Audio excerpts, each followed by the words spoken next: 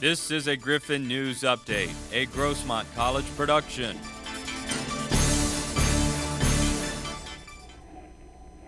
Good evening. I'm Nicholle Lawrence. I'm Lawrence Robertson. And I'm Andrew Vasquez. Welcome to Griffin News. In our top news story tonight, authorities arrest 5 people in a 6-week-long drug trafficking investigation in the Caribbean. Lawrence? Thank you, Nicholle. A yacht in Miami was boarded by federal investigators with a warrant and suspicion of drug trafficking.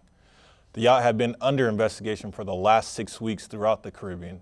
U.S. Drugs and Customs Office found drugs on the $1.5 million yacht after the storage lockers were searched by a drug-sniffing German Shepherd named Lola on the lower deck. Agents escorted the yacht back to a nearby government dock for possible presence of more drugs. It was then ripped apart, piece by piece, exposing nearly 4,000 pounds of cocaine, worth nearly $34 million if sold on the streets. One woman and 4 men found controlling the yacht claimed they rented the luxury boat for a pleasure cruise around Orlando. The suspects were arrested on the scene and were hit with charges of drug smuggling, possession of drugs with intent to distribute. The yacht will now become government property. In other news, escaping a burning home is no easy catwalk for one supermodel. Nicholle? Thank you, Lawrence. International supermodel Cindy Crawford is hospitalized after a near-death explosion erupted from her Stonewich Ridge Parkway home this morning. Authorities say at about 6:15 a.m. a propane tank exploded, then burst into flames, resulting in an enormous blast heard up to a mile away. Crawford's husband, David, was immediately jolted from bed and evacuated the family to safety. The blast destroyed both of Crawford's vehicles and blew off the back of the house, resulting in a total loss. During the rescue, Crawford broke her ankle, while husband and children both suffered burns. The family was taken to Vanderbilt Hospital by Rutherford Rescue Squad, where the children were treated and released, while Cindy and David remain hospitalized. Donations may be sent to the family in their name to the First National Bank Trust Fund. And in other news, did SDSU earn a spot in the College World Series?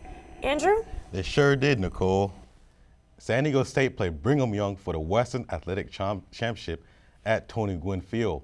Both teams had a 6-1 record. The winner earned a spot in the College World Series. We start in the first inning.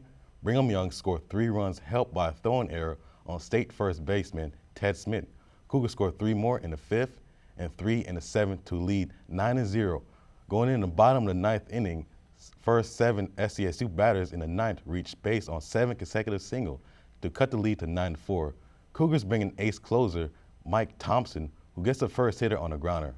But another run scores, 2-run home run by SDSU catcher Ben Martinez cut the lead to 9-7.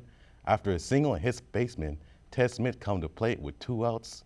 Smith fouled off 7 2-strike pitches on a 3-2 count. Smith homer over the left field wall to give SDSU a 10-9 win and a WAC championship. Back to you, Nicholle. Go Aztecs. Thank you, Andrew. And that's the news for tonight. I'm Nicholle Lawrence. I'm Lawrence Robertson. And I'm Andrew Vasquez. From Griffin News, thank you and good night.